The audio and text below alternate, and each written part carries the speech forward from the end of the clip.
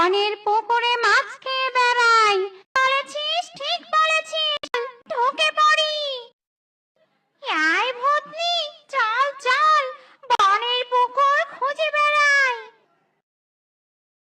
Wow, কি সুন্দর মাছ! চল চল পেতনি, নেমে পড়ে পুকুরে, আর মাছগুলো ধরে ধরে কাঁচাই এই সব। এ, আমার পুকুরের মাছগুলো এই সেপারুপা ধরে ধরে খাচ্ছে রে। বল বল, কার অনুমতি নিয়েছিস তো? এখন আপাতত পালাই। কি রূপা, আমরা পুকুরে নেমে আছি কেন? আমাদের হাতে তো দেখছি আবার মাছও আছে।